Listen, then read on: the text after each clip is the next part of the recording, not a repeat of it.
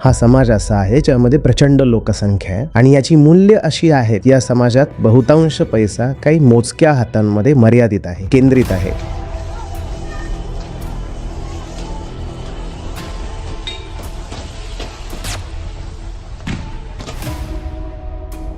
एक माणूस नकार देईल की मला या परिस्थितीमध्ये एवढ्या पैशात काम करायचं नाहीये, तर 4 माणसं रांगेत उभी आहेत.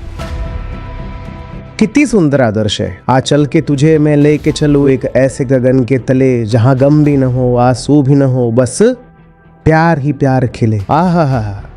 हे सगळं तर ठीक आहे सर, पण हे करेल कोण? 150 कोटी लोकांचा देश आहे. रोजच काही ना काही असं घडत असतं की तुम्ही लोक त्यावर संताप व्यक्त करू शकता. 90-95% लोकसंख्या काय करायची? तिच्याकडे किती पैसा असणार? मग आता ताजमहाल कसा बनला? आजचा कॅपिटलिस्ट तुम्हाला वाईट वाटतो, पण तिथे जाऊन उभे राहून सेल्फी काढता आणि खूप खुश होता. खूप कमी देश असतात जे आपल्या शोषकांचीच पूजा करायला सुरुवात करतात. आपण दुर्मिळ आहोत. जे कॅपिटलिस्ट आहेत ते अशा वातावरणात आहेत जिथे लोक खूप कमी पैशांवर खूप स्वस्त दरात काम करायला तयार आहेत. का? कारण लोकसंख्या आणि बेरोजगारी दोन्ही खूप जास्त आहे. एक माणूस नकार देईल तर 4 जण त्याची जागा घेण्यासाठी रांगेत उभे आहेत. एक माणूस नकार देईल की मला या परिस्थितीमध्ये एवढ्या पैशात काम करायचं नाहीये, तर 4 माणसं उभी आहेत. ही संपूर्ण परिस्थिती आहे. या परिस्थितीवर आपण एक विहंगम दृष्टी टाकत आहोत. ही मॅक्रो सिच्युएशन आहे. ठीक आहे. हा समाज असा आहे ज्यामध्ये प्रचंड लोकसंख्या आहे आणि याची मूल्य अशी आहेत की या समाजात बहुतांश पैसा काही मोजक्या हातांमध्ये मर्यादित आहे, केंद्रित आहे. ठीक आहे. हा समाज असा आहे. तुम्ही म्हणताय आदर्श हा आहे की तुम्ही कुणाकडून काम करून घेताय तर त्याला अजून जास्त पैसे द्या आणि त्याच्यासाठी काम करण्याच्या चांगल्या परिस्थिती निर्माण करा. खूप सुंदर आदर्श सांगितलात तुम्ही. आता हे करणार कोण करणार? कुठला दुसरा देश येऊन करणार? कोण करणार? जे काही व्हायचंय ते याच देशातल्या लोकांद्वारेच होणार आहे ना. मग तुम्ही सांगा, हे करणार कोण? मला सांगा तर, आपल्याला नक्की हवंय काय? कोण करणार हे? आपण म्हणजे कोण? जो तुमच्या विचारात असतो ना, ज्याच्याबद्दल तुम्ही बोलता की असं व्हायला हवं, गिग वर्कर्सना अधिक चांगली वागणूक मिळाली पाहिजे, सुंदर आदर्श आहे, नक्कीच मिळाली पाहिजे, पण करणार कोण करणार? मालक का करेल? त्याला नाही करायचंय. तो दानधर्म करायला, मानवतेची सेवा करायला, करुणा दाखवायला तो थेट सांगतोय, मी काय अन्नछत्र उघडायला आलेलो नाहीये, मी तर पैसे कमवायला आलोय.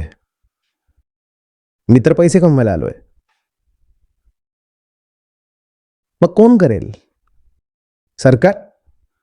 अच्छा, सरकारला मतं मिळतात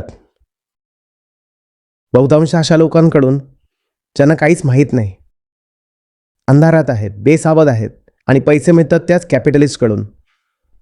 हे सरकार आहे. सरकार ज्यांच्याकडून मत घेतं, बहुधा त्यांना पैसे देऊन मत घेतं आणि तो पैसाही त्याच कॅपिटलिस्टकडून मिळतो. बहुतांश लोक जे मत टाकतायत ते पैसे घेऊन टाकतायत. हेच घडतंय ना. फुकटच्या गोष्टी मिळतील, हे मिळेल, ते मिळेल. आधी तर थेट नोटांचे ट्रकच्या ट्रक पकडले जायचे निवडणुकीच्या आधी. मग त्यावर निवडणूक आयोग आणि न्यायालयाने बंदी घातली. तर दुसऱ्या मार्गाने जनतेपर्यंत पैसे पोहोचवले जातात. तर सरकार जे पैसे देऊन लोकांकडून मत विकत घेत आहे, तो पैसाच कुणाकडून येतोय? कॅपिटलिस्टकडून. मग हे सरकार त्या कॅपिटलिस्टवर बंदी घालेल की या सरकारला वाटेल की अजून जास्त पैसा त्या कॅपिटलिस्टकडेच जमा व्हावा आणि लोक अजून गरीब व्हावे, जेणेकरून त्यांच्याकडून पैसे घेऊन यांना अजून स्वस्त दरात विकत घेऊन यांचं मत मिळवता येईल? पटकन बोला. तर आदर्श तर खूप छान आहे, समतावादी आदर्श. लोक यावेत, लोकांनी काम करावं, किमान वेतन असलं पाहिजे, किमान म्हणजे ॲटलिस्ट मिनिमम, कमीत कमी एवढ्या स्तराचं वेतन त्यांना मिळालं पाहिजे, हे असलं पाहिजे. किती सुंदर आदर्श आहे. आ लेके चले एक ऐसे गगन के तले, आ चल के तुझे मैं लेके चलूं एक ऐसे गगन के तले जहां दम भी न हो, आंसू भी न हो, बस प्यार ही प्यार खिले. हा. हे सगळं तर ठीक आहे सर, पण हे करेल कोण? कोण करेल? जनता करेल. जनता करेल, जिने नेहमी कधी दारूच्या एका बाटलीसाठी, कधी 100 रुपयांसाठी, तर कधी फुकटच्या गोष्टींसाठी आपलं मत विकलंय, ती जनता करेल. त्याच जनतेने निवडलेलं सरकार करेल, जे त्याच कॅपिटलिस्टकडून पैसे घेऊन निवडणुकीत जनतेत वाटतं. हे कोण करेल? कोणीही करणार नाही. फक्त तमाशा छान बनेल. अजून काही दिवस गदारोळ करा. गिग वर्कर्स आम्ही तुमच्यासोबत आहोत. गिग वर्कर्स आम्ही तुमच्यासोबत आहोत. करा गदारोळ.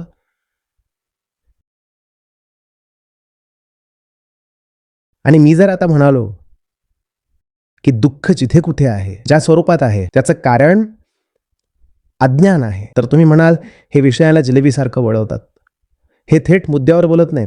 शोषण होतंय की नाही होतंय? होतंय ना, मग त्यावर बंदी आली पाहिजे ना. हो, मग त्याबद्दल बोला ना.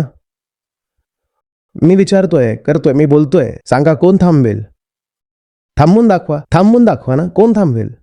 वरून कोणती शक्ती येऊ शकत नाही आणि सीमेपलीकडून आपण कोणत्या शक्तीला येऊ देणार नाही. मग थांबवणार कोण? आपल्यालाच थांबवायचंय. शेवटी आपणच आहोत ना. काय सांगतं आपलं संविधान? वी काय? We the people give to ourselves this constitution. कोणत्याही बाह्य शक्तीने आपल्याला चालवलेलं नाही. आपण स्वतः आपलं संविधान निश्चित करतो. आपल्यालाच थांबवायचंय. आपण कसं थांबवणार? ना आपल्याला वाचण्यात रस, ना लिहिण्यात रस, ना आपल्याला तथ्य जाणून घेण्यात रस. आपल्याला टीव्हीवर बातम्यांच्या नावाने निरर्थक गदारोळ ऐकण्यात रस आहे.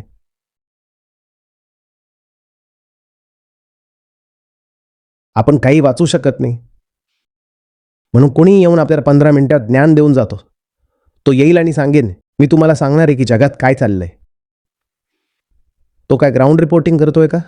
काही करत नाहीये. तो जाऊन विकिपीडिया वाचतो आणि पटापट कसं तरी 15 मिनिटांचा व्हिडिओ बनवून देतो आणि तुम्ही खुश होता. ज्ञान. तो जे काही वाचतोय ते तुम्ही स्वतःही वाचू शकता. अधिक चांगलं वाचू शकता. अधिक विस्ताराने वाचू शकता. असे तर आपण लोक आहोत. आपण थांबवणार शोषण? आपण थांबवणं? फक्त हे आहे की गदारोळ करून आपण स्वतःचं सांत्वन करून घेऊ की आपण चांगले लोक आहोत, नैतिक लोक आहोत. पहा, गिग वर्कर्सचं शोषण होत होतं. आम्ही सुद्धा आवाज उठवला. आम्ही कसा आवाज उठवला? आमच्या आवडत्या इन्फ्लुएन्सरने जो एक व्हिडिओ बनवला होता की पहा गिग वर्कर्सचं शोषण होतंय, आम्ही जाऊन त्याला लाईक केलं. आम्ही कमेंट सुद्धा लिहिली, डाऊन विथ कॅपिटलिझम. शोषणाचा धिक्कार असो. ही गोष्ट वेगळी आहे की जितक्या शोषक शक्ती आहेत. माझे सगळे आवडते सेलिब्रिटीज, बाबाजी, नेताजी, हे सगळे त्याच शोषक ताकदीचा भाग आहेत. त्याच शोषक रचनेचा भाग आहेत. हे सगळे ज्यांना मी माझे फेवरेट म्हणतो. ही गोष्ट वेगळी आहे. पण जेव्हा गिग वर्कर्सची गोष्ट येईल तेव्हा मी जाऊन तिथे लाईक बटन दाबून टाकीन.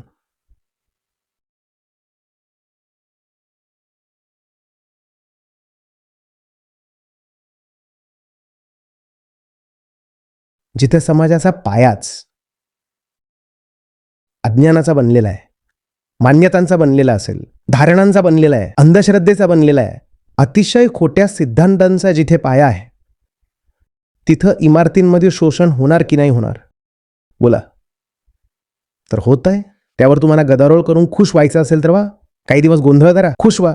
मग एक नवीन मुद्दा येईल, त्यावर गोंधळ घाला, खुश व्हा. पण जोपर्यंत पाया सुधारणार नाही तोपर्यंत शोषणाचा हा खेळ चालतच राहील.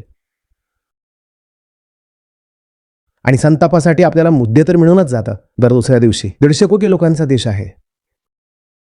रोजच काही ना काही असं घडत असतं की तुम्ही प्रगतिशील, उदारमतवादी, लिबरल लोक त्यावर संताप व्यक्त करू शकता.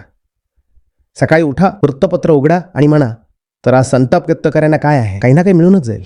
कुणावर अत्याचार झालाय, कुणाची हत्या झाली आहे, कुणाचं शोषण झालंय, कुणाला उगाचच कामावरून काढून टाकलंय, कुणी कुणाचं काही करतंय, कुठे रस्त्यात खड्डा पडलाय, करा, संताप व्यक्त करा.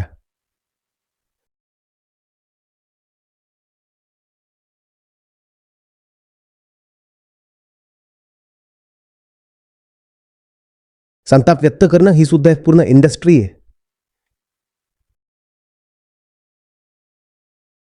कुणावर अन्याय होतोय आणि खरंच वाईट वाटत असेल तर अन्यायाच्या मुळापर्यंत पोहोचा. व्यक्ती अन्यायी नाहीये, ही व्यवस्थाच अन्यायकारक आहे. कारण ही व्यवस्था मान्यता, धारणा, संकल्पना, परंपरा, अंधश्रद्धा यांच्यावर आधारित आहे.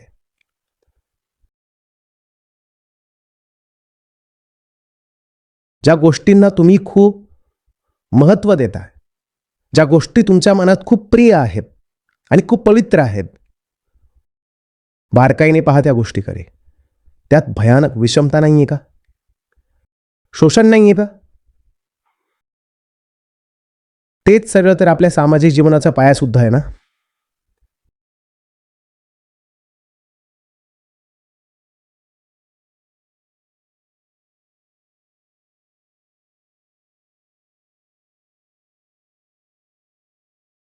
तुम्ही सगळे खूप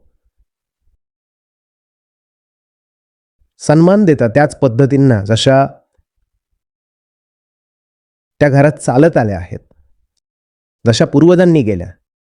तर हे सांगा, तिथं समानता चालायची का? तिथं तर आज तुम्ही जेवढी विषमता पाहत आहात त्यापेक्षाही जास्त होती. आज तरी कायदा आणि संविधानाने हे केलंय की कोणाची जात वगैरे विचारून त्याच्यासोबत तुम्ही गैरवर्तन करू शकत नाही.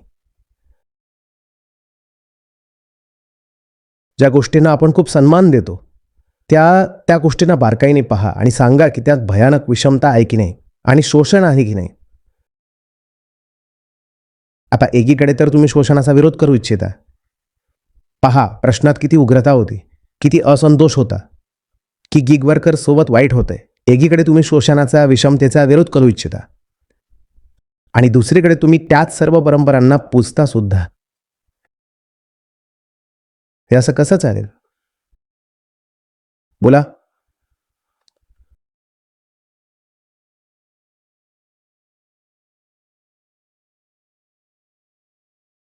तुम्हाला किती छान वाटतं. तुम्ही म्हणता आता आपण चाललोय आपला वारसा पाहायला. हे पहा, हा भव्य राजवाडा, इथं आमच्या जुन्या राजाने हे करून ठेवलं होतं, ते केलं होतं. हा मुघल बादशाह, त्याने इथे एवढा मोठा ताजमहाल उभा केला आणि इथे पहा, इथे चांदी मडवली होती. तो घुमट, ते शिखर सोन्याचं होतं. हे उभं कसं राहिलं होतं? तो समतावादी होता का समाज? बोला ना. तो एवढा मोठा राजवाडा ज्याच्यावर सोन्याचे घुमट आहे, उंच भिंत आहे आणि हा ताजमहाल संगमरवराचा, हे समतावादी समाजाचे साक्षीदार आहेत का? हे तर भयानक शोषणाचे पुरावे आहेत की नाही? त्या काळात तर इंडस्ट्री सुद्धा नव्हती. शेती चालायची आणि काही कारागीर होते जे हस्तकला करायचे. बहुतांश लोकसंख्या काय करायची? शेती करायची. उरलेली लोकसंख्या काय करायची? काही कपडे बनवतायत, काही लोखंडाच्या वस्तू बनवतायत, काही लाकडाचं काम करतायत आणि त्या व्यतिरिक्त मुठभर लोक होते जे व्यापार करायचे. पण 90-95% लोकसंख्या काय करायची? तिच्याकडे किती पैसा असणार? बघा ताजमहाल कसा बनला. पटकन बोला. आजचा कॅपिटलिस्ट तुम्हाला वाईट वाटतो, पण तिथं जाऊन उभं राहून सेल्फी काढता.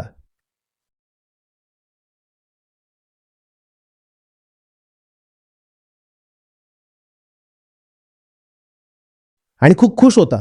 आमचे असे राजे होते, राजांनी हे केलं, राजांनी ते केलं. राजे तर ठीक आहेत, सामान्य माणसाची काय अवस्था होती तो इतिहास ना आपल्याला जाणून घ्यायचा आहे ना त्याचा सामना करायचा आहे.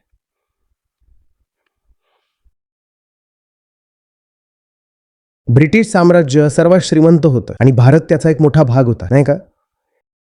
आणि त्यात सर्वात श्रीमंत आणि सर्वात शक्तिशाली साम्राज्यात जगातला आजवरचा सर्वात मोठा दुष्काळ पडला होता 1941-42 मध्ये बंगालमध्ये. तुम्ही खुश होत राहा, कारण तांत्रिकदृष्ट्या भारत जर ब्रिटिश साम्राज्याचा भाग होता तर भारत सुद्धा एका खूप श्रीमंत साम्राज्याचा भाग होता. ब्रिटिश पुस्तकं माहिती आहे काय म्हणतात? म्हणतात जेव्हा दुसरं महायुद्ध सुरू झालं तेव्हा बहुतांश साम्राज्य हिंदूंचं होतं. खरं तर हिटलरला हिंदूंनी हरवलंय, कारण ब्रिटिश साम्राज्याने हरवलंय आणि ब्रिटिश साम्राज्यात सर्वात जास्त लोकसंख्या हिंदुस्थानची होती, तर ब्रिटिश साम्राज्यात 50% पेक्षा जास्त हिंदू होते. तर हिटलरला कोणी हरवलं? हिंदुस्थानने एकतर स्वतःला अशा प्रकारच्या भ्रमात ठेवा आणि दिलासा देत राहा, किंवा हे पाहून या की तुमचं ब्रिटिश साम्राज्य काही असो, भारत तर दुष्काळाने मरत होता आणि तुमच्या दुसऱ्या महायुद्धामुळेच बंगालमध्ये एवढा मोठा दुष्काळ पडला होता. तुम्ही भात पिकू दिला नाही आणि जेव्हा लोक मरायला लागले तरी तुम्ही म्हणालात की नाही, सर्व पुरवठा युद्धाच्या प्रयत्नांसाठी जाईल, दुष्काळ निवारणासाठी नाही जाणार.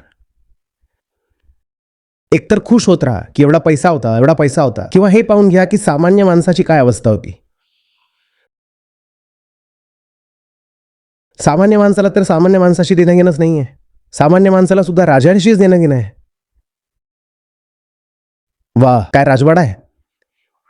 राजवाडा तर आहे, तो डोंगरावर बनवलाय आणि तिथं खाली जे लोक राहायचे त्यांच्याबद्दल तू सामान्य माणूस आहेस. तुझ्या भावंडांबद्दल तरी विचार करून घे की कसे राहायचे. सामान्य माणूस सुद्धा जाऊन असा मंत्रमुग्ध होतो, वा काय राजवाडा आहे. अरे तुझंच शोषण करून बनवला होता तो राजवाडा.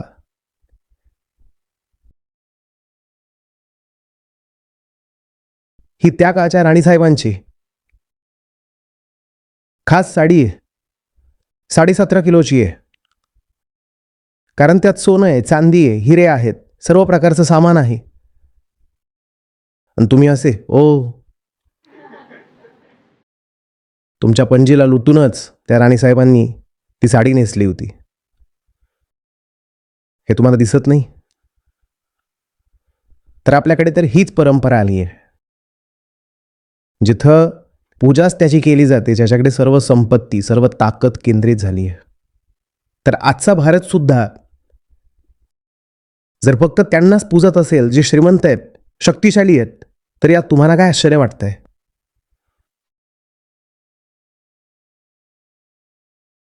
तो जो गिग वर्कर आहे तो तेव्हाही लुटला जात होता, आजपासून 500 वर्षांपूर्वी, 1000 वर्षांपूर्वी, 1500 वर्षांपूर्वी, तो आज सुद्धा लुटला जातोय. तुम्हाला यात आश्चर्य काय वाटतंय. उलट आपण तर जगातल्या त्या मोजक्या देशांपैकी आहोत ज्यांनी शोषणाला संस्थात्मक रूप देऊन टाकलं, एक्सप्लॉयटेशनचं इन्स्टिट्यूशनलायझेशन केलं. हे सांगून तुझी जात अशी आहे तर तुझं शोषणच झालं पाहिजे, आणि तुझं लिंग असं आहे की तू जन्मालाच आली आहेस पती परमेश्वराचे पाय चेपायला आणि जे सांगतील त्यांची मागणी पूर्ण करायला, मुलं जन्माला घालायला, हे करायला, ते करायला. आता तुम्हाला आश्चर्य का वाटतंय की गिग वर्कर सोबत अन्याय होतोय.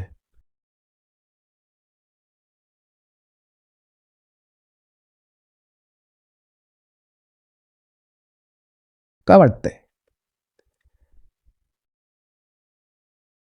ज्या ताजमहालावर एवढा अभिमान बाळगता, खूप चांगली गोष्ट आहे, वास्तुकला खूप सुंदर आहे त्याची, ते सगळं छान आहे, आर्किटेक्टवर म्हणून त्याची प्रशंसा करून घ्या. पण कधी हा सुद्धा विचार करा की आजच्या दरानुसार तो बांधण्याचा खर्च किती आहे, ते रुपये आले कुठून.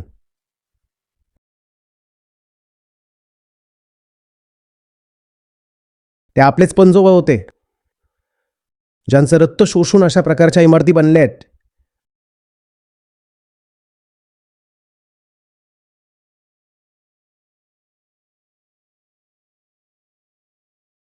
आणि व्यवस्था बनल्या आहेत आणि मोठमोठ्या लढाया लढल्या गेल्या आहेत. किती अभिमानाने सांगता. आणि मग आमच्या आवडत्या राजाने, बादशाने अमुक लढाई लढली. तुम्हाला माहिती आहे लढाई लढायला किती पैसा लागतो. तुम्हाला माहिती आहे त्यांच्या साम्राज्यांच्या विस्तारात, एक्सपॅन्शनमध्ये किती पैसा लागतो. त्याची फायनान्सिंग कोण करत होतं. कोण करत होतं.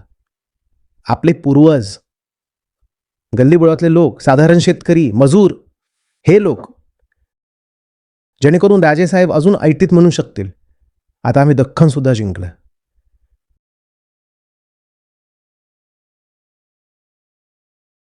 आणि किती छान वाटतं ना चित्रपट बनतो, राजा येतोय, सांगतोय दख्खन जिंकायचं बाकी आहे. तुझ्या पॉकेट मनीतून जिंकतोयस का तू. हे सगळे ते चाललंय तुझं एवढं लांबलचक अभियान. हु इज द फायनान्सर.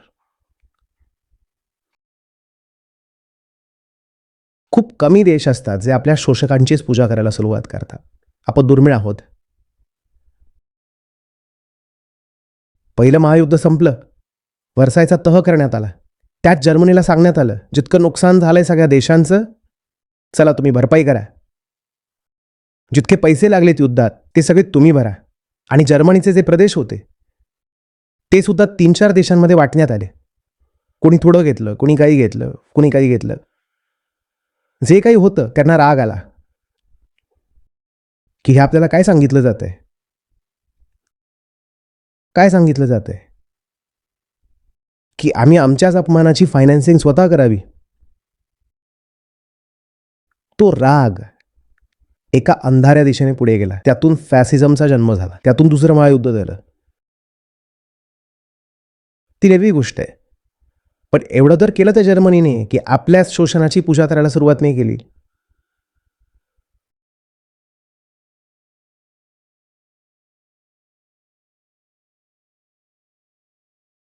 जोपर्यंत आपली ही परंपरा कायम राहील की जो तुमचं शोषण करतोय हे माहीत असूनही की तो शोषक आहे, अन्यायकारक आहे, तरी त्याच्यासमोर मान झुकवत चला, तर भारतात जे घडतंय ते घडतच राहील. मग ते गिग वर्कर सोबत असो वा इतर कुणासोबत.